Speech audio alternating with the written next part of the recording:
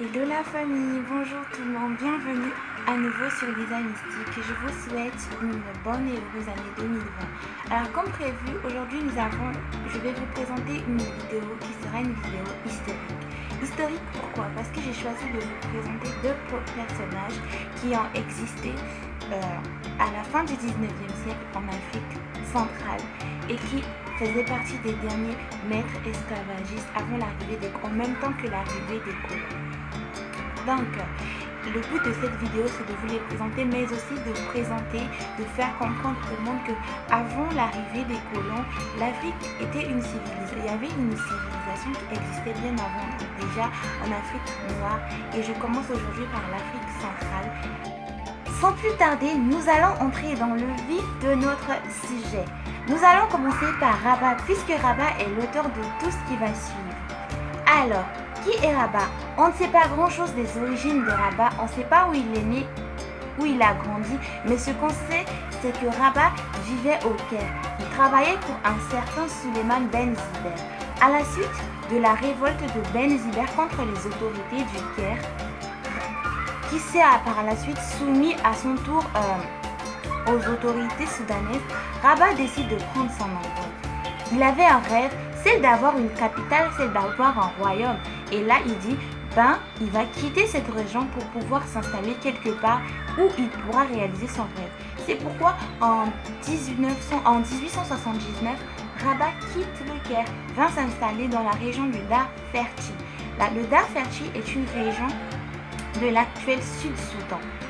De là, il va mobiliser les ressources nécessaires, préparer une armée pour pouvoir livrer bataille et gagner plus de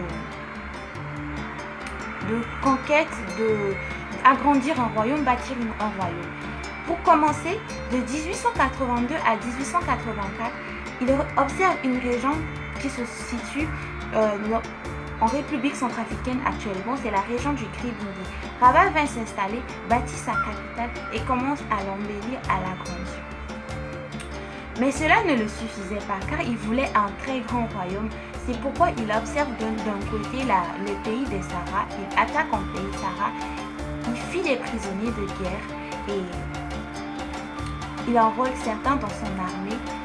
Le reste dont il ne voulait pas, il le vendit en Afrique du Nord, c'est-à-dire en Égypte, en Libye, au Maroc, en Algérie, etc. Il faut savoir que le pays les Sahara sont une ethnie qui existe en République centrafricaine, au Tchad, au Soudan et un peu plus si je ne me trompe pas.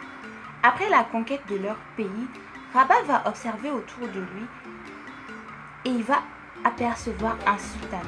Le sultanat du Dar el-Kouchi qui a été bâti par un prince appelé Du Kultoum.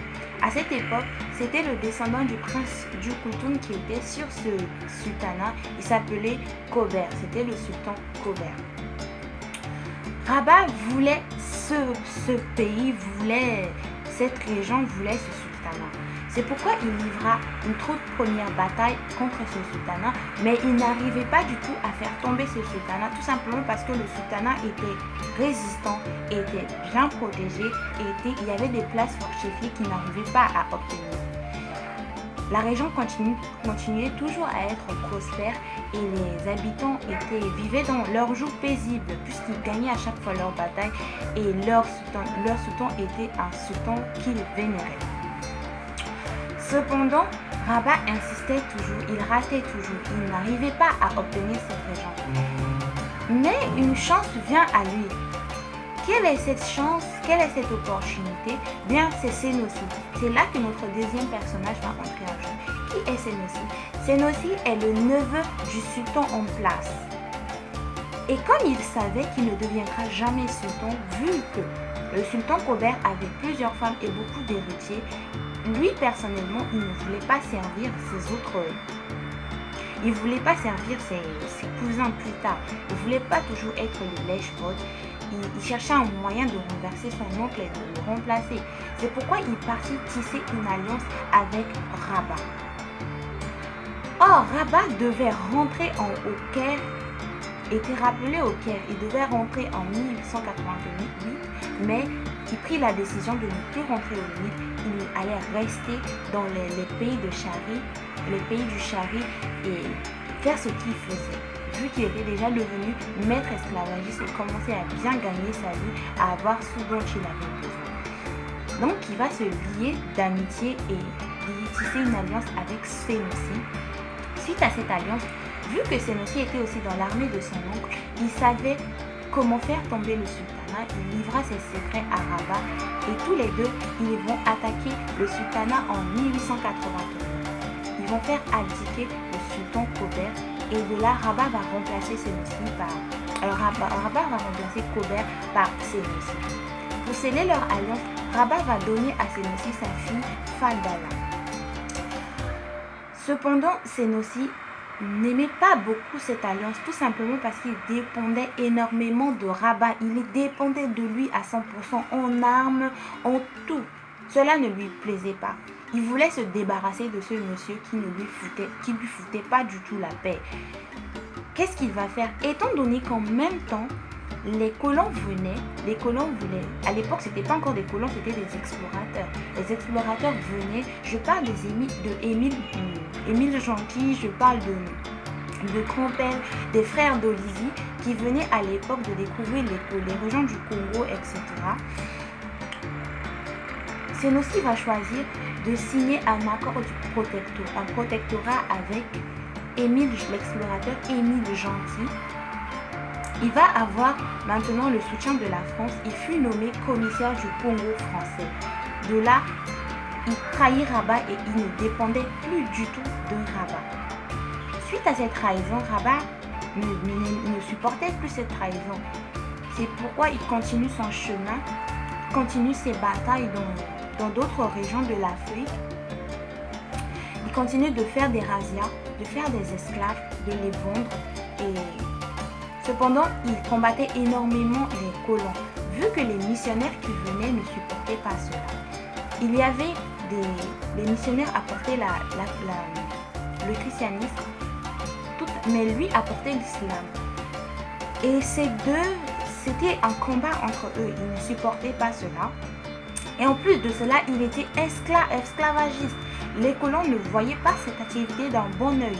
Surtout le fait qu'il soit esclavagiste. C'était pas vraiment la religion qui posait problème, c'était le fait qu'il soit esclavagiste. Et qu'il luttait contre les colons qui l'empêchaient de réaliser ses rêves, de faire ce qu'il voulait.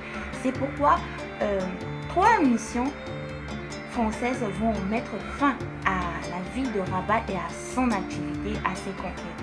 Il s'agit d'une mission venue d'Alger, une mission venue de Saint-Louis au Sénégal et une mission venue de Bangui, l'actuelle capitale de la République centrafricaine.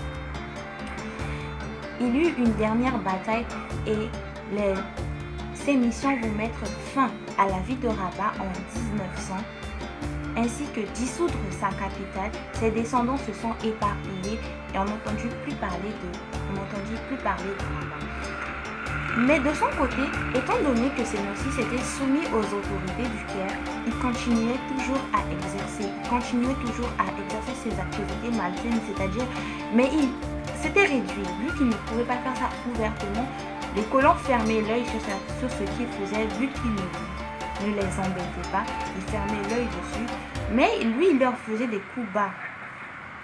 Il les trahissait quelque part, vu qu'il ne connaissait pas bien la région, il tissait la haine vers eux, les populations se soulevaient, lui-même, il faisait des petits coups bas, ce qui finalement ne plaisait plus du tout aux colons, vu qu'ils se rendaient compte que sous Sénossi les bernait. C'est pourquoi un lieutenant, si je ne me trompe pas, Sénossi trouva la mort dans un assaut contre son sultanat. Son entêtement dans la pratique de l'esclavage et le refus de moderniser son État avaient été évoqués pour justifier cet assassinat par les autorités. Les descendants de Sénossi se sont éparpillés, d'autres ont été faits prisonniers. Et voilà, on n'entendit aussi plus parler de Sénossi. Cependant, aujourd'hui, si vous arrivez dans la région en République centrafricaine, le sultanat du Dar El Kouchi ne s'appelle plus le sultanat, mais c'est une ville appelée Ndélé, une ville de la République centrafricaine. Et aujourd'hui, Les descendants de ces deux personnages se sont éparpillés un tout petit peu en Afrique. On retrouve jusqu'aujourd'hui leurs descendants.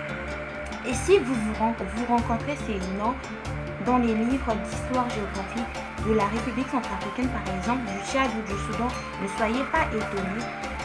Vous saurez dès à présent de qui il s'agit. C'était des esclavagistes, certes, et leurs activités n'étaient pas du tout bonnes. Ça, je défie cela. Mais d'un côté, je refuse cela. D'un côté, ils combattaient aussi la colonisation. Et je tiens aussi à préciser que l'Afrique n'était pas vide, le continent n'était pas vide. La preuve, il y avait une civilisation, il y avait déjà des sultanats en place et les sultans. Donc, voilà, nous arrivons à la fin de la vidéo et sans plus tarder, je vais vous laisser. N'oubliez pas de vous abonner, de cliquer sur la cloche de notification et de vous abonner à mon Instagram. Bye bye pour une prochaine vidéo.